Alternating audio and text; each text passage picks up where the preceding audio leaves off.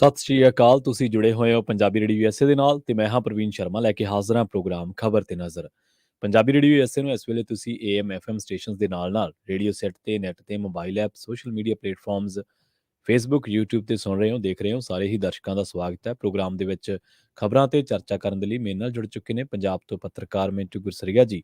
ਉਹਨਾਂ ਦਾ ਸਵਾਗਤ ਕਰਾਂਗੇ ਪਹਿਲਾਂ, ਫਿਰ ਕਰਾਂਗੇ ਕਿ ਅਹਿਮ ਖਬਰਾਂ ਤੇ ਚਰਚਾ। ਮਿੰਟੂ ਸਤਿ ਸ਼੍ਰੀ ਅਕਾਲ ਜੀ, ਸਵਾਗਤ ਹੈ ਜੀ ਪੰਜਾਬੀ ਰੇਡੀਓ ਯੂਐਸਏ ਤੇ। ਜੀ ਸ਼ੁਕਰੀਆ ਸਾਰਿਆਂ ਨੂੰ, ਸਤਿ ਸ੍ਰੀ ਅਕਾਲ ਜੀ।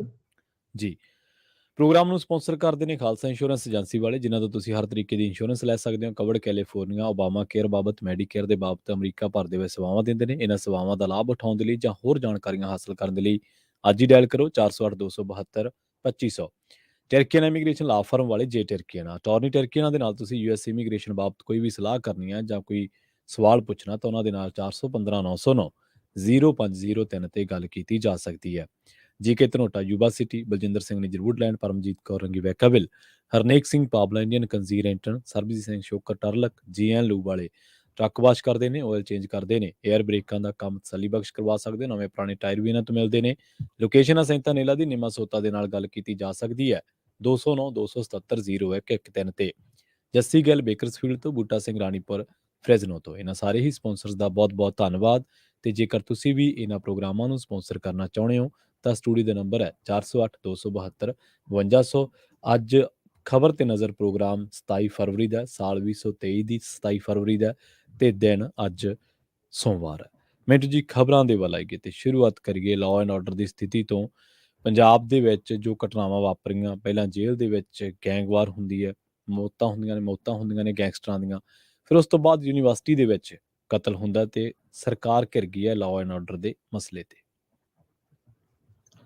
ਦੇਖੋ, ਅੱਜ ਇੱਕ ਹੋਰ ਕਾਂਗਰਸ ਦਾ ਸਾਬਕਾ ਚੇਅਰਮੈਨ ਜਿਹੜਾ ਹੈ, ਉਹਨੂੰ ਵੀ ਇੱਕ ਔਰਤ ਵੱਲੋਂ ਮਾਰ ਦਿੱਤਾ ਗਿਆ।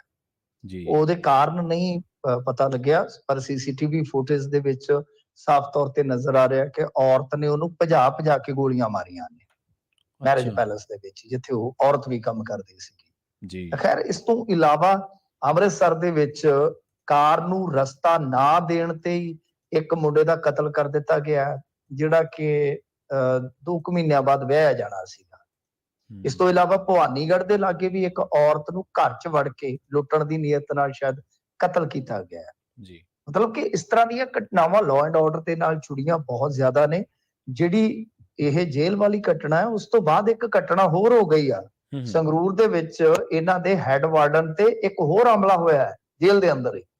ਠੀਕ ਹੈ। ਵੈਸੇ ਵੀ ਜੇ ਤੁਸੀਂ ਥੋੜੇ ਵਰਕੇ ਫੋਲ ਕੇ ਦੇਖੋਗੇ ਤਾਂ ਪਿਛਲੇ 2 ਮਹੀਨਿਆਂ ਦੇ ਵਿੱਚ 7-8 ਘਟਨਾਵਾਂ ਵੱਡੀਆਂ ਲੜਾਈਆਂ ਪੜਾਈਆਂ ਵਾਲੀਆਂ ਜੇਲ੍ਹਾਂ ਦੇ ਅੰਦਰ ਹੋਈਆਂ ਨੇ ਜੀ। ਸੋ ਇਸ ਕਰਕੇ ਦੇਖੋ, ਮਸਲਾ ਕੀ ਹੈ ਕਿ ਇੱਕ ਤਾਂ ਪ੍ਰਵੀਨ ਜੀ ਇਹਨਾਂ ਤੋਂ ਕੰਮ ਉਹ ਸੂਤ ਨਹੀਂ ਆ ਰਿਹਾ ਜੋ ਆਪਾਂ ਦੇਖਦੇ ਹਾਂ ਇੱਥੇ। ਹੁਣ ਭਾਰਤੀ ਜਨਤਾ ਪਾਰਟੀ ਵਾਲਿਆਂ ਨੇ ਤਾਂ ਸ਼ਰੇਆਮ ਹੀ ਕਹਿ ਦਿੱਤਾ ਕਿ ਗਵਰਨਰ ਰਾਜ ਦੇ ਦਿਓ ਜੀ। ਇਸ ਤੋਂ ਇਲਾਵਾ ਜੇ ਤੁਸੀਂ ਦੇਖੋਗੇ ਕੁਝ ਹੋਰ ਲੀਡਰ ਵੀ ਇਹਨਾਂ ਨੂੰ ਘੇਰ ਰਹੇ ਨੇ। ਫਿਰ ਉੱਤੇ ਜਿਹੜਾ ਨੈਸ਼ਨਲ ਮੀਡੀਆ ਉਹ ਖਾਲਿਸਤਾਨ ਦੇ ਮੁੱਦੇ ਤੇ ਬਹੁਤ ਜ਼ਿਆਦਾ ਇਹਨਾਂ ਨੂੰ ਕਸੂਤਾ ਫਸਾ ਰਿਹਾ, ਕਿਉਂਕਿ ਉਹਨਾਂ ਦਾ ਨੈਰੇਟਿਵ ਹੈ, ਉਹਨਾਂ ਦਾ ਬਿਰਤਾਂਤ ਹੈ ਤੇ ਇਹ ਉਸ ਬਿਰਤਾਂਤ ਦੇ ਵਿੱਚ ਵੈਸੇ ਉਲਝਦੇ ਵੀ ਪਏ ਆ। ਇਹਦੇ 'ਚ ਕੋਈ ਸ਼ੱਕ ਨਹੀਂ, ਕੋਈ ਦੋ ਰਾਏ ਨਹੀਂ ਹੈ, ਕਿਉਂਕਿ ਇਹ ਹੋਰ ਹੀ ਗੱਲਾਂ ਕਰੀ ਜਾਂਦੇ ਆ ਜੀ। ਬਾਹਰੋਂ ਫੰਡਿੰਗ ਹੁੰਦੀ ਆ, ਤਾਰਾਂ ਬਾਹਰ ਨੇ, ਤਾਂ ਉਹਦਾ ਹੁਣ ਸਾਰਾ ਜਿਹੜਾ ਹੈ ਉਹ ਕੌਣ ਜ਼ਿੰਮੇਵਾਰ ਹੈ? ਇਹ ਹੋਰ ਗੱਲਾਂ ਕਰ ਰਹੇ ਨੇ। ਤਾਂ ਉਹ ਕਹਿਣ ਦਾ ਮਤਲਬ ਕਿ ਘਿਰ ਰਹੇ ਨੇ ਲਾਅ ਐਂਡ ਆਰਡਰ ਤੇ, ਇਹਦੇ 'ਚ ਕੋਈ ਸ਼ੱਕ ਨਹੀਂ, ਕੋਈ ਦੋ ਰਾਏ ਨਹੀਂ ਹੈ। ਪਰ ਇਸ ਮਸਲੇ ਤੇ ਕਿ ਹੁਣ ਯੂਨੀਵਰਸਿਟੀ 'ਚ ਕਤਲ ਹੋ ਗਿਆ, ਵਿੱਚ ਯੂਨੀਵਰਸਿਟੀ ਦੇ, ਪੰਜਾਬੀ ਯੂਨੀਵਰਸਿਟੀ ਦੇ, ਹੁਣ ਇਹਦਾ ਕੀ ਜਵਾਬ ਦਿਓਗੇ ਤੁਸੀਂ? ਕੀ ਕਹੋਗੇ ਕਿ ਪਾਕਿਸਤਾਨੀਆਂ ਨੇ ਮਾਰ ਦਿੱਤਾ ਜੀ? ਇਹ ਫਿਰ ਮਤਲਬ ਕਿ ਦੂਜੇ ਪਾਸੇ ਚਲੇ ਜਾਂਦੇ ਨੇ। ਇਹ ਨਿੱਜੀ ਰੰਜਿਸ਼ ਹੈ ਜੀ, ਪੁਲਿਸ ਇਹ ਕਰ ਰਹੀ ਆ, ਉਹ ਕਰ ਰਹੀ ਆ। ਪਰ ਆਮ ਤੌਰ ਤੇ ਜਿਹੜੀ ਰਾਜਨੀਤੀ ਲਾਅ ਐਂਡ ਆਰਡਰ ਤੇ ਹੁੰਦੀ ਆ, ਉਹ ਵੈਸੀ ਰਾਜਨੀਤੀ ਹੁਣ ਜਦੋਂ ਇਹਨਾਂ ਨੂੰ ਝੱਲਣੀ ਪੈ ਰਹੀ ਆ ਤਾਂ ਬਹੁਤ ਕਸੂਤਾ ਹੋ ਗਿਆ ਕੰਮ ਜੀ। ਖੈਰ, ਹੁਣ ਇਹ ਦੇਖਣਾ ਹੋਏਗਾ, ਰਿਪੋਰਟਾਂ ਵਗੈਰਾ ਜਿਹੜੀਆਂ ਉਹ ਇਹਨਾਂ ਦੀਆਂ ਤਲਬ ਕੀਤੀਆਂ ਜਾ ਰਹੀਆਂ। ਆਉਣ ਵਾਲੇ ਦਿਨਾਂ ਦੇ ਵਿੱਚ ਇਹਨਾਂ ਨੂੰ ਡਿਫੈਂਡ ਕਰਨਾ ਤੇ ਡਾਢਾ ਔਖਾ ਹੈ, ਬਹੁਤ ਔਖਾ ਹੈ ਕਿ ਇਹ ਡਿਫੈਂਡ ਕਰੀ ਜਾਣਗੇ, ਕਿਉਂਕਿ ਘਟਨਾਵਾਂ ਦਰ ਘਟਨਾਵਾਂ ਹੁਣ ਜਿਵੇਂ ਆਹ ਗੈਂਗਵਾਰ ਜੇਲ੍ਹ ਦੇ ਵਿੱਚ ਹੋਈ ਆ, ਇਹ ਕੋਈ ਛੋਟੀ ਘਟਨਾ ਥੋੜੀ ਹੈ, ਇਹ ਬਹੁਤ ਵੱਡੀ ਘਟਨਾ ਹੈ। ਇਹ ਲੜਾਈ ਜਿਹੜੀ ਦੱਸਦੇ ਆ ਕਿ 20 ਤੋਂ 30 ਮਿੰਟ ਤੱਕ ਹੁੰਦੀ ਰਹੀ ਆ, ਉੱਥੇ ਇੱਕ ਦੂਜੇ ਨੂੰ ਮਾਰਦੇ ਰਹੇ ਨੇ। ਇਹ ਬਹੁਤ ਵੱਡੀ ਲੜਾਈ ਸੀ ਕਿ ਜਿਹਦੇ 'ਚ ਇਉਂ ਲੱਗਦਾ ਕਿ ਜੇਲ੍ਹ ਵਾਲੇ ਵੀ ਸ਼ਾਇਦ ਨੇੜੇ ਨਹੀਂ ਗਏ ਉੱਥੇ। ਹੁਣ ਉਸ ਤੋਂ ਬਾਅਦ ਇਹ ਸਿਲਸਿਲੇ ਜਿਹੜੇ ਆ ਰੁਕ ਜਾਣਗੇ, ਥੰਮ ਜਾਣਗੇ, ਇਹਦੀ ਵੀ ਕੋਈ ਗਾਰੰਟੀ ਨਹੀਂ ਹੈਗੀ। ਇਸ ਕਰਕੇ ਲਾਅ ਐਂਡ ਆਰਡਰ ਤੇ ਸਰਕਾਰ ਘਿਰੀ ਆ ਤੇ ਬਹੁਤ ਬੁਰੀ ਘਿਰੀ ਆ। ਤੁਸੀਂ ਵੇਖੋ ਕਿ ਇੱਥੋਂ ਤੱਕ ਹੁਣ ਤੋਂ ਥੋੜਾ ਸਮਾਂ ਪਹਿਲਾਂ ਜੇ ਤੁਸੀਂ ਫੋਲੋਗੇ ਇਹਨਾਂ ਦਾ ਜਿਹੜਾ ਟਵਿੱਟਰ ਹੈਂਡਲ ਆ ਮਾਨ ਸਾਹਿਬ ਦਾ, ਉਹਦੇ ਤੇ ਇੱਕ ਟਵੀਟ ਪਿਆ ਜਿਹਦੇ ਵਿੱਚ ਉਹਨਾਂ ਨੇ ਸਾਬਕਾ ਕਾਂਗਰਸੀਆਂ ਦਾ ਜ਼ਿਕਰ ਕੀਤਾ, ਵਿਸ਼ੇਸ਼ ਤੌਰ ਤੇ ਨਾਂ ਲੈ ਕੇ, ਚਾਹੇ ਉਹ ਅਮਰਿੰਦਰ ਸਿੰਘ ਹੋਣ, ਕਾਂਗੜ ਸਾਹਿਬ ਹੋਣ, ਬਾਜਵਾ ਸਾਹਿਬ ਹੋਣ, ਸਾਰਿਆਂ ਦਾ ਨਾਂ ਲੈ ਕੇ ਇਹ ਗੱਲ ਕਹੀ ਹੈ ਕਿ ਇਹ ਅੱਜ ਕੱਲ ਤੁਹਾਨੂੰ ਰਾਜਪਾਲ ਦੇ ਘਰ ਦੇ ਨੇੜੇ ਤੇੜੇ ਵਿਖਾਈ ਦੇਣਗੇ, ਇਹ ਗਵਰਨਰੀ ਰਾਜ ਭਾਲਦੇ ਆ।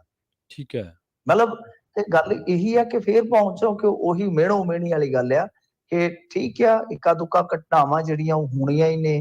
ਕ੍ਰਾਈਮ ਇਹ ਤਾਂ ਹੈ ਨਹੀਂਗਾ ਕਿ ਸਾਰੀ ਧਰਤੀ ਤੋਂ ਖਤਮ ਹੋ ਜਾਏਗਾ ਜਾਂ ਸਾਡੇ ਇੱਥੇ ਖਿੱਤੇ ਚੋਂ ਖਤਮ ਹੋ ਜਾਏਗਾ, ਪਰੰਤੂ ਇਹ ਆ ਕਿ ਜੋ ਤੁਹਾਡੇ ਰਿਐਕਸ਼ਨ ਹੋਣੇ ਚਾਹੀਦੇ ਨੇ, ਜੋ ਤੁਹਾਡੇ ਜਵਾਬ ਦੇ ਵਿੱਚ ਮਤਲਬ ਕਿ ਪੁਲਿਸ ਫੋਰਸ ਵੱਲੋਂ ਕੰਮ ਕੀਤੇ ਜਾਣੇ ਚਾਹੀਦੇ ਨੇ, ਉਹ ਐਸਾ ਕੁਝ ਵੀ ਨਜ਼ਰ ਨਹੀਂ ਆਉਂਦਾ, ਕੱਖ ਵੀ ਨਜ਼ਰ ਨਹੀਂ ਆਉਂਦਾ। ਇਸ ਕਰਕੇ ਲਾਅ ਐਂਡ ਆਰਡਰ ਤੇ ਘਿਰੇ ਨੇ, ਡਿਬੇਟਾਂ ਦੇ ਵਿੱਚ ਆਉਂਦੇ ਜ਼ਰੂਰ ਆ, ਪਰ ਕੋਈ ਖਾਸ ਕੋਈ ਠੋਸ ਦਲੀਲ ਹੈ ਨਹੀਂ ਇਹਨਾਂ ਦੇ ਕੋਲ। ਜੀ ਜੀ, ਅਗਲੀ ਖਬਰ ਦੇ ਵੱਲ ਵਧੀਏ ਮਿੰਟੂ ਜੀ, ਤੇ ਗੱਲ ਕਰੀਏ ਆਪਾਂ ਆਪ ਵਿਧਾਇਕ ਅਮਿਤ ਰਤਨ ਦੇ ਰਿਮਾਂਡ ਦੀ। 2 ਮਾਰਚ ਤੱਕ ਦਾ ਵਾਅਦਾ ਹੋ ਗਿਆ ਜੀ ਇਸ ਰਿਮਾਂਡ ਦੇ ਵਿੱਚ। ਹਾਂਜੀ ਦੇਖੋ, ਬਰਾਬਰੀ ਚੱਲੀ ਜਾਂਦਾ ਕੰਮ। 4-5 ਦਿਨ ਦਾ ਰਿਮਾਂਡ ਮਨੀਸ਼ ਸਿਸੋਦੀਆ ਦਾ ਮਿਲ ਗਿਆ, ਇਧਰੋਂ ਰਤਨ ਵੀ ਰਿਮਾਂਡ ਤੇ, ਕੰਮ ਬਰਾਬਰ ਤੇ ਹੀ ਆ। 2 ਉਧਰ ਚਲੇ ਗਏ ਅੰਦਰ ਇਹਨਾਂ ਦੇ, 2 ਇਧਰੋਂ ਚਲੇ ਗਏ ਨੇ ਅੰਦਰ ਜੀ। ਬਰਾਬਰ ਹੀ ਆ ਸੱਟ ਦਿੱਲੀ ਦੇ ਨਾਲ। ਮਤਲਬ ਕਿ MOU ਸਾਈਨ ਹੋਇਆ ਹੈ ਨਾ, ਨੌਲੇਜ ਸ਼ੇਅਰਿੰਗ ਸਮਝੌਤਾ ਜੋ ਹੈ। ਤਾਂ ਖੈਰ ਦੇਖੋ, ਗੱਲ ਕੀ ਹੈ ਕਿ ਅਮਿਤ ਰਤਨ ਹੁਣ ਰਿਮਾਂਡ ਤੇ ਤਾਂ ਰਹੇਗਾ ਹੀ ਰਹੇਗਾ, ਪਰ ਵੱਡੀ ਗੱਲ ਇਹੋ ਹੈ ਕਿ ਰਿਮਾਂਡ ਦੇ ਵਿੱਚੋਂ ਨਿਕਲੇਗਾ ਕੀ। ਜੇ ਰਿਮਾਂਡ ਚੋਂ ਸਾਰਾ ਕੁਝ ਨਿਕਲ ਆਇਆ ਤਾਂ ਫਿਰ ਔਖਾ ਹੋ ਜਾਏਗਾ। 2 ਤਰੀਕ ਤੱਕ ਰਿਮਾਂਡ ਹੈ। ਹੁਣ ਅੰਦਰ ਦੀ ਉੱਥੇ ਕੀ ਸੁਣਵਾਈ ਹੋਈ ਹੈ, ਸੁਣਵਾਈ ਦੇ ਦੌਰਾਨ ਇਹਨਾਂ ਨੇ ਜਾ ਕੇ ਕੀ ਦੱਸਿਆ, ਕਿਉਂਕਿ ਦੇਖੋ ਰਿਮਾਂਡ ਦਾ ਵਾਅਦਾ ਪਤਾ ਕਦੋਂ ਹੁੰਦਾ ਹੈ। ਰਿਮਾਂਡ ਦਾ ਵਾਅਦਾ ਉਦੋਂ ਹੁੰਦਾ ਹੈ ਜਦੋਂ ਜਾ ਕੇ ਕੋਈ ਵੀ ਇਨਫੋਰਸਮੈਂਟ ਏਜੰਸੀ ਹੈ ਜਾਂ ਕੋਈ ਪੁਲਿਸ ਫੋਰਸ ਹੈ, ਉਹ ਜਾ ਕੇ ਇਹ ਚੀਜ਼ ਜੱਜ ਨੂੰ ਸਮਝਾਉਣ ਚ ਕਾਮਯਾਬ ਰਹਿੰਦੀ ਹੈ ਕਿ ਹਾਂ ਜੀ, ਅਸੀਂ ਇਹਦੇ ਕੋਲੋਂ ਇਸ ਮੁਕੱਦਮੇ ਦੇ ਸੰਦਰਭ ਵਿੱਚ ਅੱਗੇ ਕੁਝ ਚੀਜ਼ਾਂ ਜਿਹੜੀਆਂ ਨੇ ਉਹ ਰਿਕਵਰ ਕਰਨੀਆਂ ਨੇ ਜਾਂ ਪੁੱਛਣੀਆਂ ਨੇ ਜਾਂ ਜੋੜਨੀਆਂ ਨੇ। ਤਾਂ ਇਹ ਹੁੰਦਾ ਹੈ। ਤਾਂ ਰਿਮਾਂਡ ਦੇ ਵਿੱਚ ਜੇ ਦੂਜੀ ਵਾਰੀ ਵਾਧਾ ਹੋਇਆ ਤੇ ਇਹਦਾ ਮਤਲਬ ਹੈ ਕਿ ਹੁਣ ਦੇਖੋ, ਮੈਂ ਪੜ੍ਹਿਆ ਨਹੀਂ ਅੱਜ ਦਾ ਇਹਨਾਂ ਦਾ ਕਿ ਰਿਮਾਂਡ ਪੇਪਰ ਕੀ ਹੈ, ਕਿ ਉਹਦੇ ਵਿੱਚ ਕੀ ਇਹਨਾਂ ਨੇ ਦੱਸਿਆ ਹੋਏਗਾ ਉਹ ਤੇ ਮੈਂ ਨਹੀਂ ਕਹਿ ਸਕਦਾ, ਪਰੰਤੂ ਇਹ ਸਾਫ਼ ਹੈ ਕਿ ਜੱਜ ਨੂੰ ਜੇ ਇਹ ਸੰਤੁਸ਼ਟ ਕਰ ਪਾਏ ਨੇ ਵਿਜੀਲੈਂਸ ਵਾਲੇ, ਇਹਦਾ ਮਤਲਬ ਕਿ ਸਾਰਾ ਕੁਝ ਇਹਨਾਂ ਨੇ ਰੱਖਿਆ ਹੋਏਗਾ। ਇਹ ਤੇ ਸਾਫ਼ ਹੈ ਨਾ, ਸਪਸ਼ਟ ਹੈ ਕਿ ਇਹਨਾਂ ਨੇ ਆਵਾਜ਼ ਦਾ ਮਿਲਾਨ ਕਰਵਾਇਆ, ਆਵਾਜ਼ ਮਿਲ ਗਈ, ਇਹਦਾ ਮਤਲਬ ਹੈ ਕਿ ਰਤਨ ਔਖਾ ਹੋ ਗਿਆ, ਉਹਦੇ ਵਾਸਤੇ ਔਖਾ ਹੋ ਗਿਆ। ਤਾਂ ਹੁਣ ਕੁਝ ਚੀਜ਼ਾਂ ਹੋਰ ਹੋ ਸਕਦਾ ਕਿ ਰਿਕਵਰ ਕਰਨੀਆਂ ਹੋਣ। ਵੈਸੇ ਤੇ ਦੱਸਦੇ ਕਿ ਉਸ ਇਲਾਕੇ ਦੇ ਵਿੱਚੋਂ ਖਾਸੀਆਂ ਸ਼ਿਕਾਇਤਾਂ ਨੇ, ਇਹਨਾਂ ਦੇ ਵਿਧਾਇਕ ਤੇ ਵੈਸੇ ਹੀ ਬਹੁਤ ਕਸੂਤੇ ਜੇ ਫਸੇ ਪਏ ਆ। ਇੱਕ ਕਹਿੰਦੇ ਚਪੇੜਾ ਖਾ ਬੈਠਾ ਆਪਣੇ ਗਨਮੈਨ ਦੇ ਕੋਲੋਂ, ਰੋਟੀ ਖਾਂਦਾ ਖਾਂਦਾ ਹੀ। ਹੁਣ ਇਹ ਖਬਰ ਆਈ ਹੈ ਕਿ ਉਹ ਗਨਮੈਨ ਨਹੀਂ ਟਿਕਦੇ ਪਏ, ਉਹ ਕਹਿੰਦੇ ਕਿ ਛੱਟੋ ਖੜੇ ਤੇ ਰੋਟੀ ਨਹੀਂ ਖਾਣ ਦਿੰਦੇ। ਮਤਲਬ ਕਿ ਇਸ ਤਰ੍ਹਾਂ ਇਹਨਾਂ ਦੀ ਬਦਨਾਮੀ ਦੇ ਤਾਂ ਪੜੋਲ ਵੱਜੇ ਪਏ ਨੇ ਇਸ ਇਲਾਕੇ ਦੇ ਵਿੱਚ। ਹੋਰ ਵੀ ਸ਼ਿਕਾਇਤਾਂ ਨੇ, ਕੁਝ ਰੀਅਲ ਐਸਟੇਟ ਦੇ ਨਾਲ ਜੁੜੀਆਂ ਜਾਂ ਕੁਝ ਹੋਰ ਵਸੂਲੀਆਂ ਦੇ ਨਾਲ। ਉਹ ਸਾਰੀਆਂ ਸ਼ਿਕਾਇਤਾਂ ਕਹਿੰਦੇ ਆ ਕਿ ਦੱਬੇ ਪੈਰੀ ਇੱਥੇ ਆ ਰਹੀਆਂ ਨੇ। ਨੰਬਰਦਾਰ ਵਾਲਾ ਮਸਲਾ ਤੇ ਉਹ ਹੈਗਾ ਹੀ ਹੈਗਾ ਸੀਗਾ ਘੁੱਦਾ ਪਿੰਡ ਤੋਂ, ਪਰ ਹੋਰ ਵੀ ਸ਼ਿਕਾਇਤਾਂ ਕੁਝ ਦੱਸਦੇ ਆ ਕਿ ਪਹੁੰਚ ਰਹੀਆਂ ਨੇ ਇਹਨਾਂ ਦੇ ਖਿਲਾਫ। ਵੇਖੋ ਅੱਗੇ ਹੁਣ ਕੀ ਬਣਦਾ, ਪਰ 2 ਮਾਰਚ ਤੱਕ ਜੇ ਰਿਮਾਂਡ ਮਿਲਿਆ ਤੇ ਇਹਦਾ ਮਤਲਬ ਹੈ ਕਿ ਬਹੁਤ ਕੁਝ ਹਾਲੇ ਇਸ ਕੇਸ ਦੇ ਵਿੱਚ ਵਿਜੀਲੈਂਸ ਨੇ ਤੈਅ ਕਰਨਾ ਹੈ। ਉਹ ਹੁਣ ਕਿੱਦਾਂ ਤੈਅ ਕਰਦੇ ਆ ਪਤਾ ਨਹੀਂ, ਉਹ ਤਾਂ ਉਹਨਾਂ ਦਾ ਪਾਰਟ ਆ, ਪਰ ਇਹ ਸਾਫ਼ ਹੈ, ਸਪਸ਼ਟ ਆ, ਇਹਦੇ ਵਿੱਚ ਕੋਈ ਸ਼ੱਕ ਨਹੀਂ, ਕੋਈ ਦੋ ਰਾਏ ਨਹੀਂ ਕਿ ਅਮਿਤ ਰਤਨ ਨੂੰ 2 ਮਾਰਚ ਨੂੰ ਜਦੋਂ ਪੇਸ਼ ਕਰਨਗੇ, ਹੋ ਸਕਦਾ ਹੈ ਕਿ ਇੱਕ ਵਾਰੀ ਫੇਰ ਰਿਮਾਂਡ ਵਾਸਤੇ ਜਿਹੜਾ ਹੈ ਇਹ ਚਾਰਾਜੋਈ ਕਰਨਾ, ਕਿਉਂਕਿ ਇਹ ਮਾਮਲਾ ਖਾਸਾ ਇਸ ਤਰ੍ਹਾਂ ਦਾ ਹੈ ਕਿ ਇਹਦੇ ਵਿੱਚ ਨਾ ਸਿਰਫ ਕੱਲਾ ਇਹ ਸਰਪੰਚ, ਬਲਕਿ ਮੈਂ ਜਿੱਦਾਂ ਤੁਹਾਨੂੰ ਕਿਹਾ ਕਿ ਕੁਝ ਹੋਰ ਵੀ ਸ਼ਿਕਾਇਤਾਂ ਜਿਹੜੀਆਂ ਉਹ ਆਈਆਂ, ਤੇ ਜੇ ਉਹ ਸ਼ਿਕਾਇਤਾਂ ਮੰਨ ਲਓ ਇਹ ਲੈਂਦੇ ਨੇ, ਇਹਨਾਂ ਤੇ ਕੰਮ ਕਰਦੇ ਆ, ਤਾਂ ਫਿਰ ਗਾਂ ਦੀ ਗਾਂ ਪੋਲ ਪੱਟੀ ਖੁੱਲ ਵੀ ਸਕਦੀ ਹੈ ਬਈ। ਜੀ, ਪੇਪਰ ਲੀਕ ਮਾਮਲੇ ਦੇ ਵਿੱਚ ਜਾਂਚ ਹੋਵੇਗੀ ਮਿੰਟੂ ਜੀ? ਕੋਈ ਪੇਪਰ ਲੀਕ ਵੀ ਬੜਾ ਇੱਕ ਹਾਸੋਹੀਣਾ ਜਿਹਾ ਕੰਮ ਹੋਇਆ।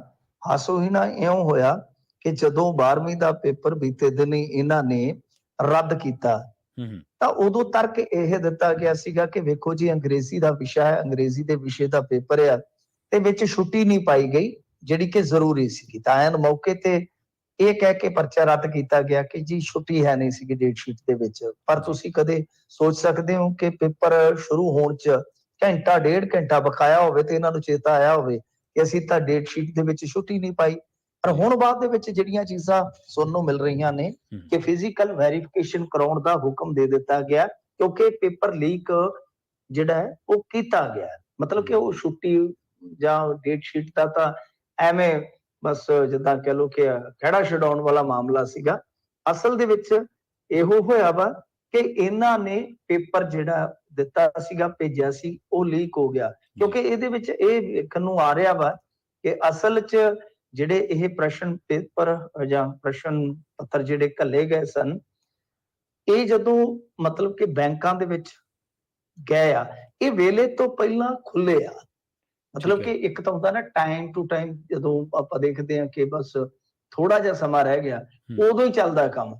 ਤਾਂ ਕੁਛ ਇਹ ਕਹਿੰਦੇ ਆ ਕਿ ਬੰਡਲ ਜਿਹੜੇ ਆ ਉਹ ਸਮੇਂ ਤੋਂ ਪਹਿਲਾਂ ਨਿਕਲੇ ਆ, ਤਾਂ ਹੋ ਸਕਦਾ ਕਿ ਉਹਨਾਂ ਦੇ ਵਿੱਚੋਂ ਹੀ ਪੇਪਰ ਲੀਕ ਹੋਇਆ ਹੋਵੇ ਅੱਗੇ ਤੋਂ ਅੱਗੇ। ਇਹ ਹੁਣ ਫਿਜ਼ੀਕਲ ਵੈਰੀਫਿਕੇਸ਼ਨ ਦਾ ਮਤਲਬ ਹੀ ਇਹੋ ਆ ਨਾ, ਇਹ ਪਤਾ ਕਰੋ ਕਿ ਕਿਹੜਾ ਬੰਡਲ ਕਿਹੜੇ ਵੇਲੇ ਬੈਂਕ ਦੇ ਵਿੱਚੋਂ ਖੁੱਲਿਆ, ਜਿੱਥੇ ਵੀ ਉਹ ਪ੍ਰਸ਼ਨ ਪੱਤਰ ਪਏ ਸਨ। ਤਾਂ ਫਿਰ ਉਤੋਂ ਹੀ ਪਤਾ ਲੱਗੇਗਾ, ਉਤੋਂ ਹੀ ਅੰਦਾਜ਼ਾ ਲੱਗੇਗਾ ਕਿ ਬਈ ਅਸਲ 'ਚ ਇਹ ਕਹਾਣੀ ਕਿੱਥੋਂ ਖਰਾਬ ਹੋਈ ਆ। ਪਰ ਬੜੀ ਫਜ਼ੀਅਤ ਹੈ ਇਹਨਾਂ ਦੀ ਕਿ ਪਹਿਲਾਂ ਕਿਹਾ ਗਿਆ ਕਿ ਵੇਖੋ ਜੀ ਡੇਟ ਸ਼ੀਟ ਦੇ ਵਿੱਚ ਛੁੱਟੀ ਨਹੀਂ ਪਾਈ, ਪਰ ਹੁਣ ਇਹ ਫਿਜ਼ੀਕਲ ਵੈਰੀਫਿਕੇਸ਼ਨ ਵਾਲੇ ਪਾਸੇ ਹੋ ਤੁਰੇ ਨੇ। ਵੈਸੇ ਜੇ ਤੁਸੀਂ ਦੇਖੋਗੇ ਤਾਂ ਅੰਮ੍ਰਿਤਸਰ ਦੇ ਵਿੱਚ ਵੀ ਬੀਤੇ ਦਿਨ ਇੱਕ ਨਕਲ ਸਕੈਮ ਫੇਰ ਫੜਿਆ ਗਿਆ। ਠੀਕ ਹੈ। ਇਹਦੇ ਵਿੱਚ ਜਿੱਦਾਂ ਅੱਗੇ ਇਹਨਾਂ ਨੇ ਕੀਤਾ ਸੀਗਾ ਨਾਇਬ ਤਹਿਸੀਲਦਾਰਾਂ ਵਾਲੇ ਮਸਲੇ ਦੇ ਵਿੱਚ, ਠੀਕ ਉਸੇ ਤਰ੍ਹਾਂ ਹੀ ਨਕਲ ਹੋਈ ਆ। ਇਹ ਤੋਂ ਇਲਾਵਾ ਪੰਜਾਬ ਪੁਲਿਸ ਦੇ ਵਿੱਚ ਵੀ ਇੱਕ ਭਰਤੀ 'ਚ ਸਿੱਧੇ ਤੌਰ ਤੇ ਨਕਲ ਚੱਲੀ ਆ। ਮਤਲਬ ਕਿ ਨਾ ਤਾਂ ਨਕਲ ਰੁਕ ਰਹੀ ਆ ਤੇ ਨਾ ਇਹ ਜਿਹੜਾ ਪੇਪਰ ਲੀਕ ਹੋਣ ਦਾ ਸਿਲਸਿਲਾ ਇਹ ਰੋਕ ਪਾ ਰਹੇ ਆ। ਗੱਲ ਇਹ ਆ ਕਿ ਤੁਹਾਨੂੰ ਇੱਕ ਬਹੁਤ ਵਧੀਆ ਤੰਤਰ ਵਿਕਸਿਤ ਕਰਨ ਦੀ ਜ਼ਰੂਰਤ ਆ, ਜਿਹਦੇ ਵਿੱਚ ਨਾ ਸਿਰਫ ਪਾਰਦਰਸ਼ੀ ਢੰਗ ਦੇ ਨਾਲ ਭਰਤੀਆਂ ਜਿਹੜੀਆਂ ਉਹ ਨੇਪਰੇ ਚੜ੍ਹਨ, ਬਲਕਿ ਆ ਜਿਹੜੇ ਪੇਪਰਾਂ ਦੇ ਲੀਕ ਹੋਣ ਦਾ ਪੰਗਾ ਹੈ ਇਹ ਵੀ ਨਿਬੜ ਜਾਵੇ। ਤੁਹਾਨੂੰ ਤੰਤਰ ਵਿਕਸਿਤ ਕਰਨਾ ਪਏਗਾ। ਹਾਲ ਦੀ ਘੜੀ ਤੰਤਰ ਦੇ ਵਿੱਚ ਬਹੁਤ ਚੋਰ ਮੋਰੀਆਂ ਜਿਨ੍ਹਾਂ ਦਾ ਫਾਇਦਾ ਗਾਏ ਬਗਾਏ ਲੋਕ ਚੱਕ ਲੈਂਦੇ ਨੇ ਜੀ। ਤੇ ਮਿੰਟੂ ਜੀ, ਜੁਨੈਦ ਤੇ ਨਾਸਰ ਜਿਹੜਾ ਹੱਤਿਆਕਾਂਡ ਆ ਉਹਦੇ ਵਿੱਚ ਹੁਣ ਸਾਧਵੀ ਪ੍ਰਿਗਿਆ ਦੀ ਐਂਟਰੀ ਹੋਈ ਹੈ, ਤੇ ਇਹਨਾਂ ਦੇ ਵਿੱਚ ਜਿਹੜਾ ਮੋਨੂ ਮਾਨੇਸਰ ਸੁਣੀਦਾ ਸੀ ਉਹ ਗ੍ਰਿਫਤਾਰ ਹੋਇਆ ਜਾਂ ਨਹੀਂ ਹੋਇਆ ਜੀ? ਨਹੀਂ, ਦੇਖੋ ਇਹ ਮਾਮਲਾ ਜਿਹੜਾ ਹੈ ਨਾ ਉਹ ਬਹੁਤ, ਮੈਂ ਕਹੂੰਗਾ ਕਿ ਹੁਣ ਉਲਝ ਗਿਆ ਹੈ ਜੀ। ਅਸਲ 'ਚ ਕੀ ਹੈ ਕਿ ਰਾਜਸਥਾਨ ਬਨਾਮ ਹਰਿਆਣਾ ਮਸਲਾ ਬਣ ਗਿਆ, ਹਿੰਦੂ ਬਨਾਮ ਮੁਸਲਮਾਨ ਮੁੱਦਾ ਬਣ ਗਿਆ ਜੀ ਜੀ। ਤਾਂ ਜਦੋਂ ਇਸ ਤਰ੍ਹਾਂ ਦਾ ਮਸਲਾ ਬਣ ਜਾਂਦਾ ਫਿਰ ਨਿਆਂ ਜਿਹੜਾ ਬਈ ਕਮਜ਼ੋਰ ਹੈ ਉਹਨੂੰ ਕਿੱਥੇ ਨਿਆਂ ਮਿਲਣਾ ਹੈ। ਇਹ ਸੱਚ ਆ, ਇਹ ਹਕੀਕਤ ਹੈ ਕਿ ਫਿਰ ਇਹੀ ਤਾਂ ਹੈ ਨਾ ਕਿ ਮਤਲਬ ਕਿ ਸਾਡੀ ਜਿਹੜੀ ਕਲੈਕਟਿਵ ਸੋਚ ਆ ਉਹ ਸਹੀ ਨਹੀਂ ਹੈਗੀ। ਸਮੂਹਿਕ ਸੋਚ ਜਿਹਨੂੰ ਆਪਾਂ ਕਹੀਏ ਜੀ, ਉਹਦੇ ਵਿੱਚ ਕਾਣ ਹੈ। ਅਸੀਂ ਇਹ ਨਹੀਂ ਦੇਖਣਾ ਕਿ ਹਾਂ ਝੂਠਾ ਕੌਣ ਹੈ, ਸੱਚਾ ਕੌਣ ਹੈ, ਅਸੀਂ ਇਹ ਦੇਖਣਾ ਆਪਣਾ ਕੌਣ ਹੈ, ਬਗਾਨਾ ਕੌਣ ਹੈ। ਇਹ ਦਿੱਕਤ ਹੈ ਇਸ ਮੁਆਸ਼ਰੇ ਦੀ, ਇਹ ਸਭ ਤੋਂ ਵੱਡੀ ਪ੍ਰੋਬਲਮ ਹੈ ਜੀ। ਹੁਣ ਵੇਖੋ ਗੱਲ ਕੀ ਹੈ ਕਿ ਇਹ ਚੀਜ਼ਾਂ ਕਿੱਦਾਂ ਜੁੜਦੀਆਂ ਨੇ। ਅਸਲ 'ਚ ਕੀ ਹੈ ਕਿ ਸਾਧਵੀ ਪ੍ਰਿਗਿਆ ਦੀ ਐਂਟਰੀ ਜਿਹੜੀ ਹੈ ਉਹ ਇਸੇ ਕਰਕੇ ਹੋਈ ਆ ਕਿ ਇਹ ਜਿਹੜੇ ਕੁਛ ਗਊ ਰੱਖਿਅਕ ਆ ਹਰਿਆਣੇ ਦੇ, ਕਿ ਇਹਨਾਂ ਦਾ ਪਲੜਾ ਜਿਹੜਾ ਭਾਰੀ ਕਰ ਦਿੱਤਾ ਜਾਵੇ, ਕਿਉਂਕਿ ਰਾਜਸਥਾਨ ਪੁਲਿਸ, ਕਿਉਂਕਿ ਸਰਕਾਰ ਉੱਥੇ ਕਾਂਗਰਸ ਦੀ ਆ, ਉਹ ਲਗਾਤਾਰ ਇਹਨਾਂ ਤੇ ਦਬਾਅ ਬਣਾ ਰਹੀ ਆ। ਬੰਦੇ ਕੁਛ ਚੱਕ ਲਏ ਸੀ ਨਾਲ ਦੀ ਨਾਲ। ਹਾਲਾਂਕਿ ਰਾਜਸਥਾਨ ਪੁਲਿਸ ਵੱਲੋਂ ਜਦੋਂ ਰੇਡਾਂ ਕੀਤੀਆਂ ਗਈਆਂ ਤਾਂ ਇੱਕ ਬਹੁਤ ਇਹਨਾਂ ਤੋਂ ਮੈਂ ਕਹੂੰਗਾ ਕਿ ਗਲਤ ਕੰਮ ਹੋਇਆ, ਗਲਤੀ ਨਹੀਂ ਘਿਨਾਉਣਾ ਕੰਮ ਹੋਇਆ ਕਿ ਇੱਕ ਦੋਸ਼ੀ ਦੀ ਬੀਵੀ ਜਿਹੜੀ ਗਰਭਵਤੀ ਸੀ ਉਹਨੂੰ ਦੱਸਦੇ ਕਿ ਇਹਨਾਂ ਨੇ ਕੁੱਟਿਆ ਮਾਰਿਆ ਤੇ ਉਹਦਾ ਬੱਚਾ ਡਿੱਗ ਪਿਆ, ਡੈਥ ਹੋ ਗਈ ਸੀਗੀ ਬੱਚੇ ਦੀ। ਤੇ ਬਿਲਕੁਲ ਜੀ ਉਹਨੂੰ ਦਫਨਾਇਆ ਗਿਆ, ਬਾਅਦ ਦੇ ਵਿੱਚ ਕੱਢਿਆ ਗਿਆ ਤੇ ਕੇਸ ਦਰਜ ਹੋ ਗਿਆ 40 ਪੁਲਿਸ ਮੁਲਾਜ਼ਮਾਂ ਤੇ।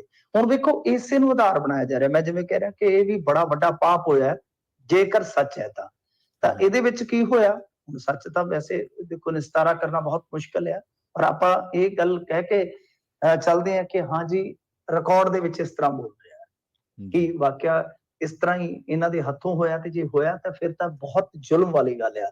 ਅੱਛਾ, ਇਸੇ ਚੀਜ਼ ਨੂੰ ਆਧਾਰ ਬਣਾ ਕੇ ਹੁਣ ਮਾਮਲਾ ਜਿਹੜਾ ਦੂਸਰੀ ਦਿਸ਼ਾ ਨੂੰ ਪਲਟਿਆ ਜਾ ਰਿਹਾ। ਜਿਵੇਂ ਹੁਣ ਪ੍ਰਿਗਿਆ ਠਾਕੁਰ ਦੀ ਐਂਟਰੀ ਜਿਹੜੀ ਹੋਈ ਹੈ, ਇਹਦੇ ਵਿੱਚ ਉਹ ਕੀ ਕਹਿ ਰਹੀ ਹੈ, ਉਹ ਇਹੋ ਕਹਿ ਰਹੀ ਹੈ ਕਿ ਦੇਖੋ ਜੀ ਅਸਲ ਦੇ ਵਿੱਚ ਇਹਨਾਂ ਨੇ ਬਹੁਤ ਜ਼ੁਲਮ ਕੀਤਾ, ਮਤਲਬ ਕਿ ਜਿਹੜੀ ਮੈਂ ਗੱਲ ਦੱਸ ਕੇ ਹਟਿਆ, ਅਸੀਂ ਪੀੜਤ ਪਰਿਵਾਰ ਦੇ ਨਾਲ ਆ।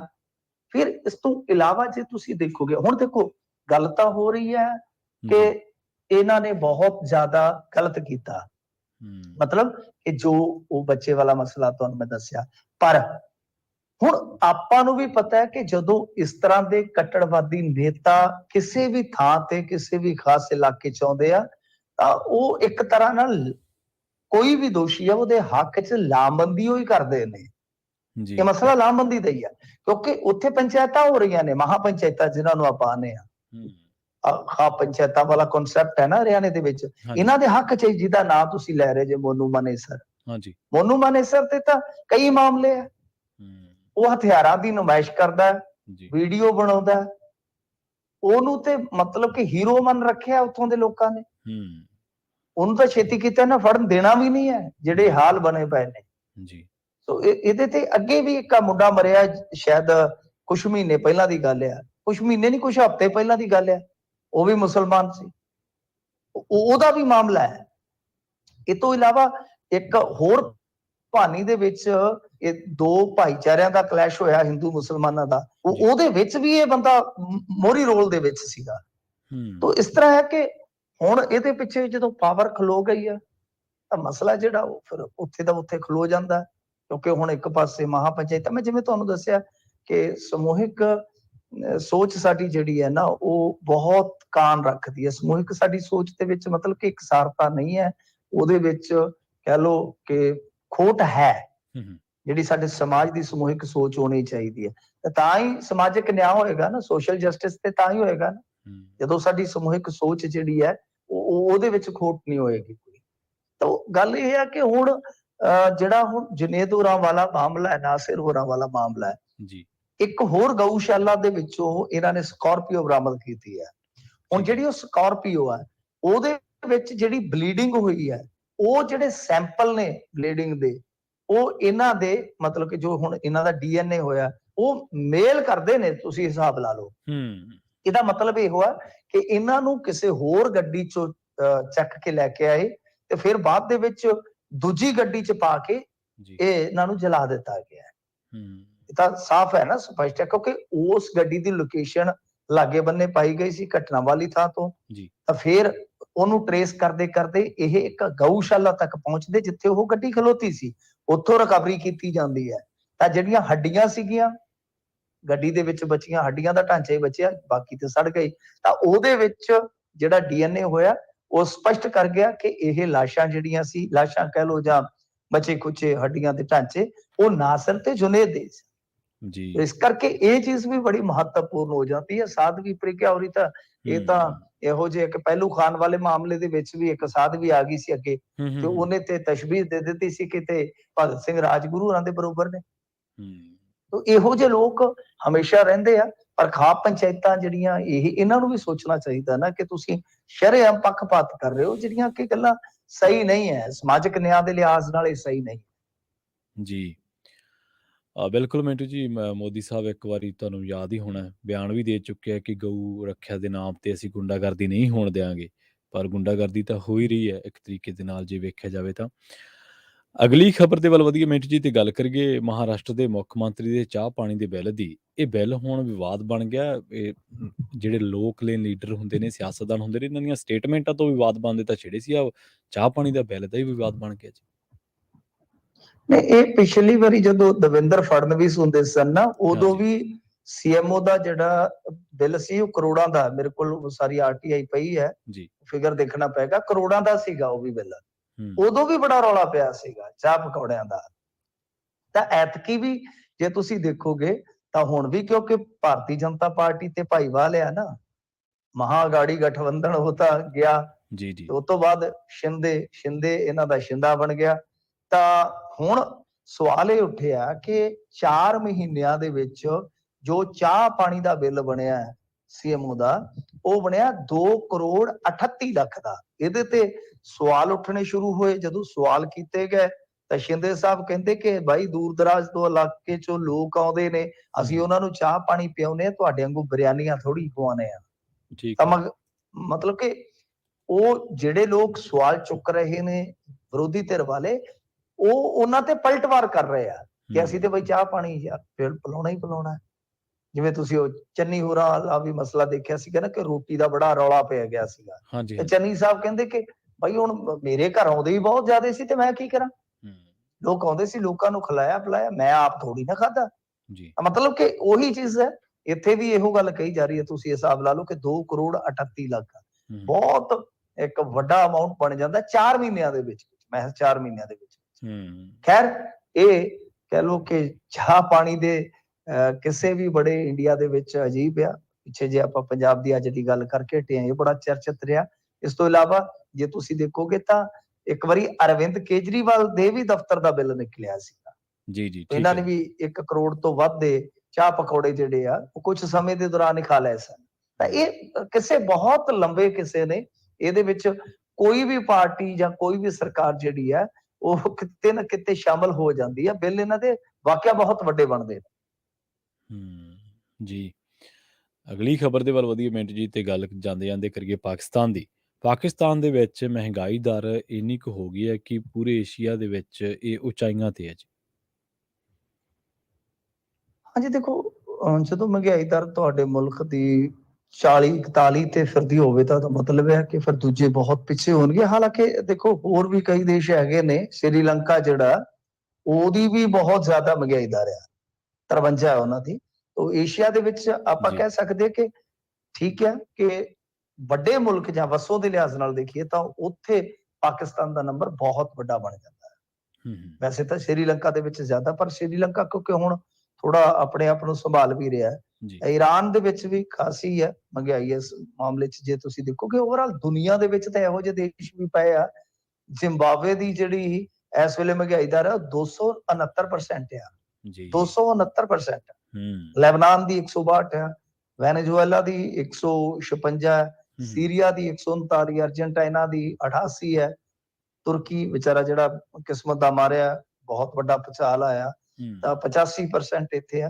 ਤਾਂ ਪਾਕਿਸਤਾਨ ਦੀ ਮਤਲਬ ਕਿ ਜੇ ਵਸੋਂ ਦੇ ਲਿਹਾਜ਼ ਨਾਲ ਦੇਖੋਗੇ ਤਾਂ ਬਹੁਤ ਜ਼ਿਆਦਾ, ਕਿਉਂਕਿ ਵਸੋਂ ਬਹੁਤ ਸੰਘਣੀ ਆ ਪਾਕਿਸਤਾਨ 'ਚ। ਤਾਂ ਖੈਰ ਇਹ ਵੈਸੇ ਰੌਚਕ ਤੱਥ ਹੈ ਕਿ ਅਫਗਾਨਿਸਤਾਨ ਦੇ ਵਿੱਚ ਮਹਿਜ਼ 13 ਹੈ। ਪਰ ਹੁਣ ਜੇ ਤੁਸੀਂ ਘੱਟ ਮਹਿੰਗਾਈ ਦਰ ਵਾਲੇ ਮੁਲਕ ਦੇਖੋਗੇ ਤਾਂ ਚੀਨ ਹਾਲੇ ਵੀ ਦੇਖੋ ਕਿੰਨਾ ਕੋਵਿਡ ਦੇ ਵਿੱਚ ਇਹਨਾਂ ਨੂੰ ਖਸਾਰਾ ਲੱਗਾ। ਇਹਨਾਂ ਦੀ ਮਹਿੰਗਾਈ ਦਰ ਦੁਨੀਆ ਦੇ ਵਿੱਚ ਸਭ ਤੋਂ ਘੱਟ ਆ, 1.8 ਆ। ਹਾਲਾਂਕਿ ਹਾਂਗਕਾਂਗ ਬਰਾਬਰ ਆ, ਪਰ ਚਾਈਨਾ ਨੂੰ ਮੂਹਰੇ ਰੱਖਿਆ ਜਾਂਦਾ ਹੈ। ਤਾਈਵਾਨ ਉਹਨਾਂ ਦੀ ਮਸੀਂ ਹੋਏਗੀ 2.5%।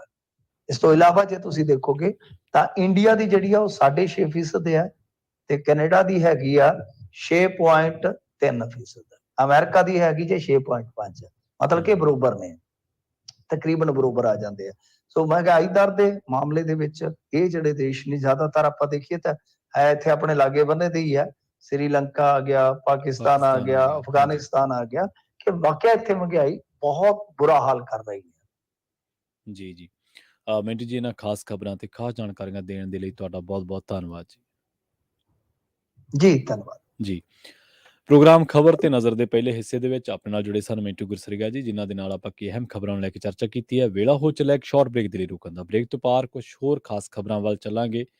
ਮਰਹੂਮ ਨੌਜਵਾਨ ਪੰਜਾਬੀ ਗਾਇਕ ਸਿੱਧੂ ਮੂਸੇਵਾਲਾ ਦੀ ਮਾਤਾ ਨੇ ਆਪਣੇ ਪੁੱਤ ਨੂੰ ਯਾਦ ਕਰਦਿਆਂ ਇਨਸਾਫ ਦੀ ਮੰਗ ਕੀਤੀ ਹੈ, ਉਸ ਖਬਰ ਤੇ ਵੀ ਚਰਚਾ ਕਰਾਂਗੇ। ਤਾਂ ਉਸ ਤੋਂ ਬਾਅਦ ਦਿੱਲੀ ਹਾਈ ਕੋਰਟ ਜਿਹਨੇ ਅਗਨੀਪਥ ਸਕੀਮ ਦੇ ਖਿਲਾਫ ਪਟੀਸ਼ਨਾਂ ਖਾਰਜ ਕੀਤੀਆਂ ਨੇ।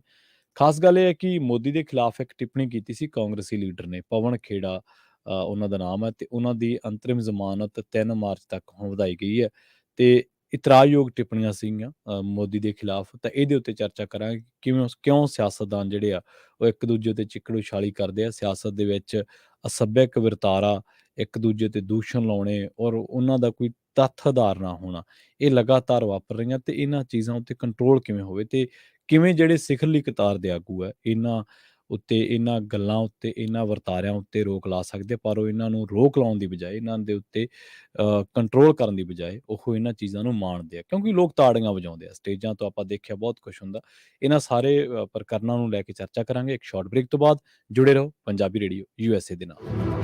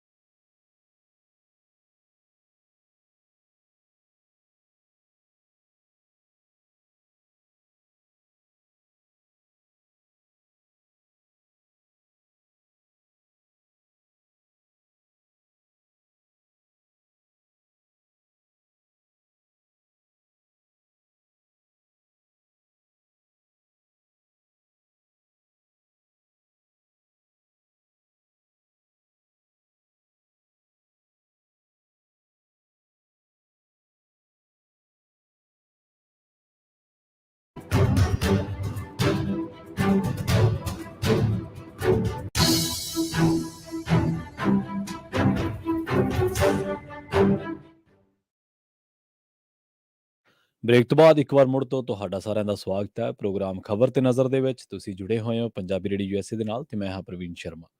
ਬ੍ਰੇਕ ਤੋਂ ਬਾਅਦ ਕੁਝ ਚੱਲਦੇ ਹਾਂ ਕੁਝ ਹੋਰ ਅਹਿਮ ਖਬਰਾਂ ਦੇ ਵੱਲ, ਰੁਖ ਕਰਦੇ ਹਾਂ ਪੰਜਾਬ ਦੀਆਂ ਖਬਰਾਂ ਦਾ। ਗੱਲ ਕਰਾਂਗੇ ਮਰਹੂਮ ਨੌਜਵਾਨ ਪੰਜਾਬੀ ਗਾਇਕ ਸਿੱਧੂ ਮੂਸੇਵਾਲਾ ਦੀ ਮਾਤਾ ਚਰਨ ਕੌਰ ਨੇ ਜੋ ਸੋਸ਼ਲ ਮੀਡੀਆ ਅਕਾਊਂਟ ਤੇ ਆਪਣੇ ਪੁੱਤ ਦੀ ਮੌਤ ਦੇ ਲਈ ਜੋ ਆਵਾਜ਼ ਉਠਾਈ ਹੈ।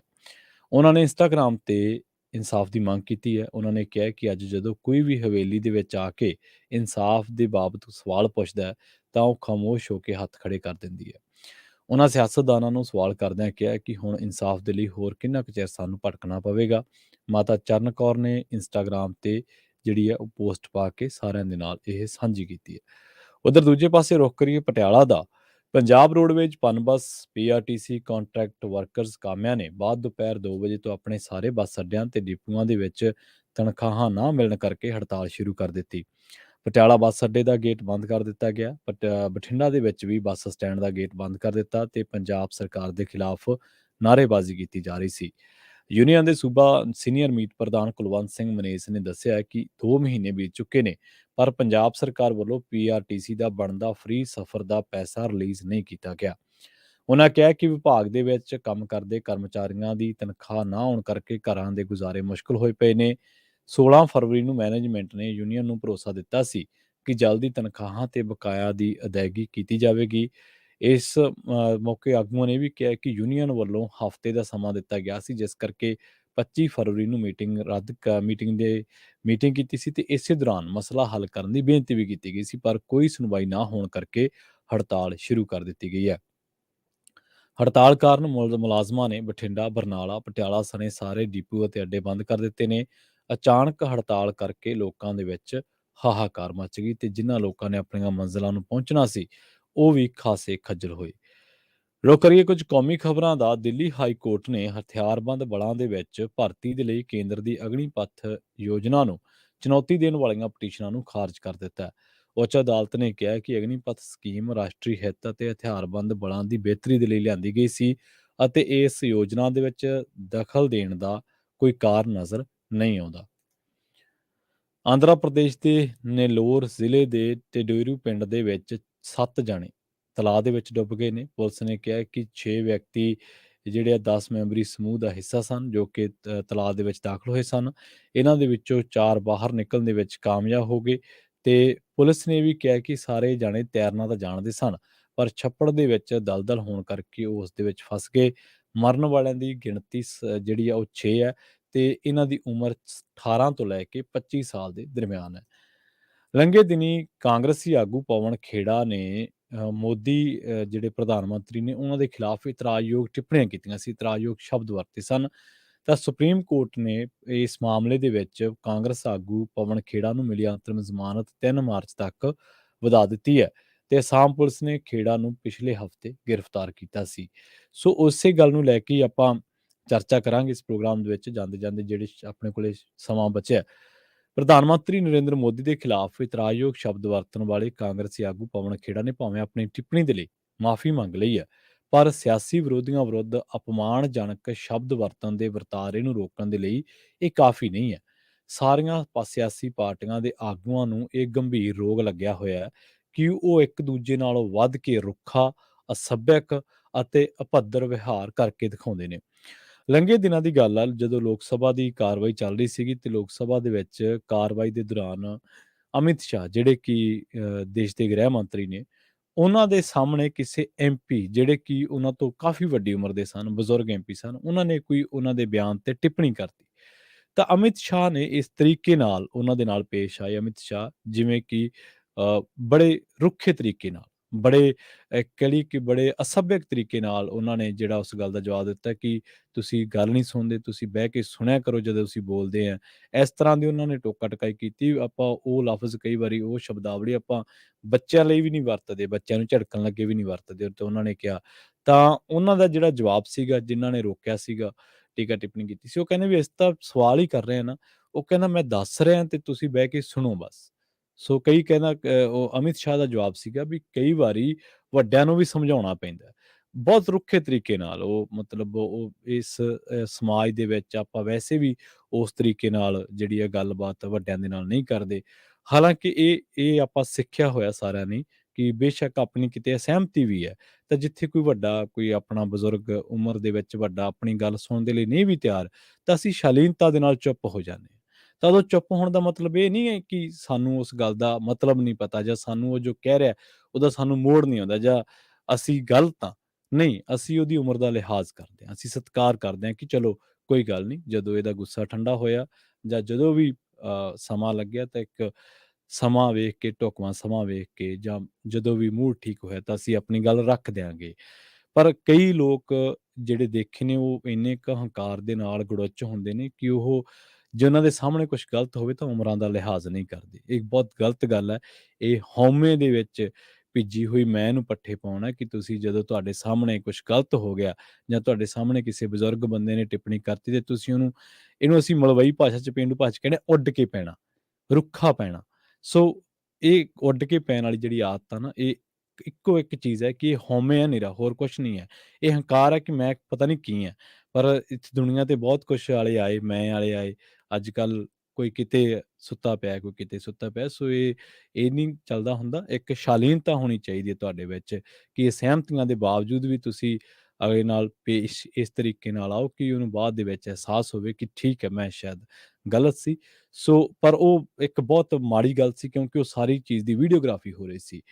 ਤਾਂ ਹੁਣ ਕਿ ਜਿਹੜੇ ਸਾਡੇ ਸਿਆਸੀ ਲੀਡਰ ਹੈ, ਇਹਨਾਂ ਨੂੰ ਇਉਂ ਲੱਗਦਾ ਹੈ ਵੀ ਜੇ ਅਸੀਂ ਆਪਣੇ ਵਿਰੋਧੀਆਂ ਨੂੰ ਮੰਦਾ ਬੋਲਾਂਗੇ, ਕੁਸੈਲੀਆਂ ਟਿੱਪਣੀਆਂ ਕਰਾਂਗੇ, ਚਲੋ ਇਹ ਤਾਂ ਗ੍ਰਿਫਤਾਰੀ ਹੋਈ ਸੀਗੀ ਪ੍ਰਧਾਨ ਮੰਤਰੀ ਨਰਿੰਦਰ ਮੋਦੀ ਦੇ ਉੱਤੇ ਟਿੱਪਣੀ ਕਰਨ ਦੇ ਨਾਲ। ਪਰ ਤੁਹਾਨੂੰ ਯਾਦ ਹੋਣਾ ਸਾਬਕਾ ਪ੍ਰਧਾਨ ਮੰਤਰੀ ਡਾਕਟਰ ਮਨਮੋਹਨ ਸਿੰਘ ਦੇ ਉੱਤੇ ਕਿਹੋ ਜਿਹੀਆਂ ਟਿੱਪਣੀਆਂ ਕਰਦੇ ਰਹੇ ਇਹ ਲੋਕ ਆਪ ਖੁਦ। ਤਾਂ ਹੁਣ ਇਹਨਾਂ ਨੂੰ ਇਉਂ ਲੱਗਦਾ ਵੀ ਸਿਆਸੀ ਜੀਵਨ ਵਿਰੋਧੀਆਂ ਨੂੰ ਜੇ ਅਸੀਂ ਵੱਧ ਤੋਂ ਵੱਧ ਮੰਦਾ ਬੋਲਾਂਗੇ ਨਾ, ਜਾਂ ਕੁਸੈਲੀਆਂ ਟਿੱਪਣੀਆਂ ਕਰਾਂਗੇ, ਤਾਂ ਓਨੇ ਹੀ ਅਸੀਂ ਗਾਂਹ ਜਾਵਾਂਗੇ। ਅਸੱਭਿਅਕ, ਅਭੱਦਰ ਵਿਹਾਰ ਦੀਆਂ ਸਾਰੀਆਂ ਹੱਦਾਂ ਇਹ ਲੀਡਰ ਪਾਰ ਕਰ ਜਾਂਦੇ ਆ, ਤੇ ਨਵੇਂ ਤੇ ਨੀਵੇਂ ਪੱਧਰ ਤੱਕ ਡਿੱਗਣ ਨਾਲ ਵੀ ਉਹਨਾਂ ਦੀ ਜ਼ਮੀਰ ਨੂੰ ਕੋਈ ਠੇਸ ਪਹੁੰਚਦੀ ਨਹੀਂ ਲੱਗਦੀ। ਸਿਆਸੀ ਆਗੂ ਵਿਰੋਧੀਆਂ ਦੇ ਵਿਰੁੱਧ ਚਿੱਕੜ ਉਛਾਲਦੇ ਨੇ, ਤੇ ਫਿਰ ਸਬੰਧਤ ਪਾਰਟੀ ਇਹ ਕਹਿ ਕੇ ਪੱਲਾ ਝਾੜ ਲੈਂਦੀ ਹੈ ਕਿ ਇਸ ਟਿੱਪਣੀ ਨਾਲ ਉਹਦਾ ਕੋਈ ਸਬੰਧ ਨਹੀਂ ਹੈ। ਸਭ ਕੁਝ ਛੇਤੀ ਹੀ ਆਇਆ ਗਿਆ ਕਰ ਦਿੱਤਾ ਜਾਂਦਾ ਹੈ, ਭੁਲਾ ਦਿੱਤਾ ਜਾਂਦਾ ਹੈ, ਜਦੋਂ ਤੱਕ ਕੋਈ ਹੋਰ ਆਗੂ ਚਰਚਾ ਦੇ ਵਿੱਚ ਨਹੀਂ ਆਉਂਦਾ, ਜਾਂ ਹੋਰ ਕਿਸੇ ਅਗਲੇ ਨੀਵੇਂ ਪੱਧਰ ਤੇ ਨਹੀਂ ਜਾ ਡਿੱਗਦਾ। ਖੇੜਾ ਨੇ ਜੋ ਕਿਹਾ ਸੀਗਾ ਉਹ ਬੇਸ਼ੱਕ ਸਵੀਕਾਰਨਯੋਗ ਤਾਂ ਨਹੀਂ ਹੈ, ਤੇ ਸੱਤਾਧਾਰੀ ਪਾਰਟੀ ਦੇ ਕੋਲੇ ਉਹਦੇ ਖਿਲਾਫ ਕਾਰਵਾਈ ਦਾ ਵੀ ਹੱਕ ਹੈਗਾ।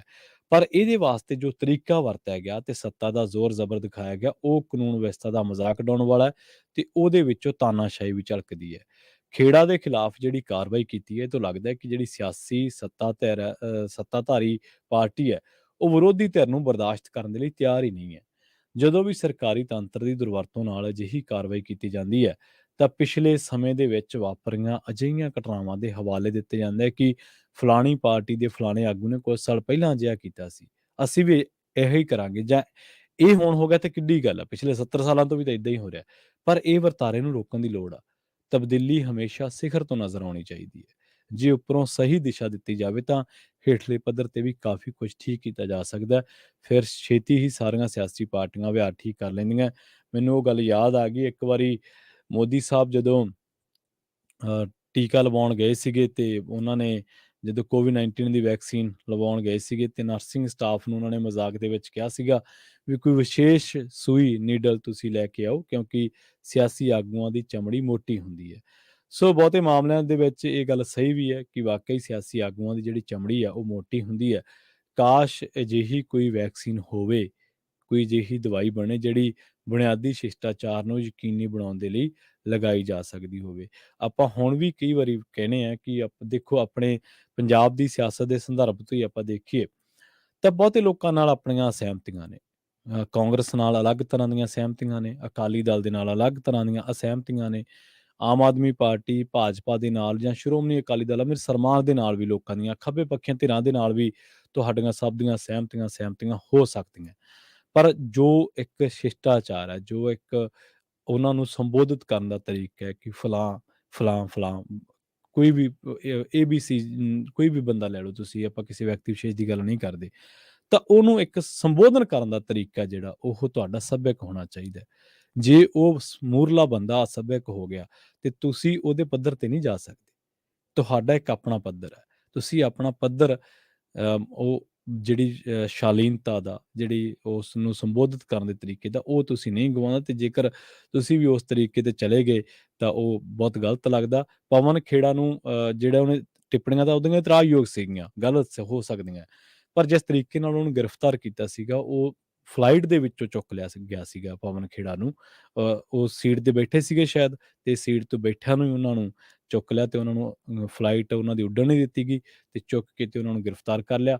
ਤੇ ਹੁਣ ਉਹਨਾਂ ਦੇ ਇਸੇ ਮਾਮਲੇ ਦੇ ਵਿੱਚ ਉਹਨਾਂ ਦੀ ਜਿਹੜੀ ਅੰਤਰਿਮ ਜ਼ਮਾਨਤ ਮਿਲੀ ਹੋਈ ਹੈ ਸੁਪਰੀਮ ਕੋਰਟ ਨੇ ਉਹਨੂੰ 3 ਮਾਰਚ ਤੱਕ ਦਾ ਉਹਦੇ ਵਿੱਚ ਵਾਧਾ ਜਿਹੜਾ ਉਹ ਕਰ ਦਿੱਤਾ ਹੈ। ਸੋ ਪੰਜਾਬੀ ਰੇਡੀਓ ਯੂਐਸਏ ਦੇ ਪ੍ਰੋਗਰਾਮ ਖਬਰ ਤੇ ਨਜ਼ਰ ਨੂੰ ਆਪਾਂ ਇੱਥੇ ਹੀ ਸਮਾਪਤ ਕਰਾਂਗੇ। ਪੰਜਾਬੀ ਰੇਡੀਓ ਯੂਐਸਏ ਦੀ ਅਗਲੀ ਪੇਸ਼ਕਸ਼ ਪ੍ਰੋਗਰਾਮ ਅਪਡੇਟ ਅਮਰੀਕਾ ਪ੍ਰੋਗਰਾਮ ਦੇ ਵਿੱਚ ਅਮਰੀਕਾ ਦੇ ਨਾਲ ਵਿਸ਼ਵ ਭਰ ਦੇ ਵਿੱਚ ਵਾਪਰੀਆਂ ਅਹਿਮ ਅਤੇ ਵੱਡੀਆਂ ਘਟਨਾਵਾਂ ਬਾਰੇ ਤੁਹਾਨੂੰ ਦਿੱਤੀਆਂ ਜਾਣਗੀਆਂ ਖਾਸ ਜਾਣਕਾਰੀਆਂ। ਜੁੜੇ ਰਹੋ ਪੰਜਾਬੀ ਰੇਡੀਓ ਯੂਐਸਏ ਦੇ ਨਾਲ। ਤੇ ਆਖਿਰ ਦੇ ਵਿੱਚ ਇੱਕ ਵਾਰ ਫਿਰ ਤੋਂ ਤੁਹਾਨੂੰ ਸਭ ਨੂੰ ਪਿਆਰ ਸਤਿਕਾਰ ਸਹਿਤ ਸਤਿ ਸ਼੍ਰੀ ਅਕਾਲ।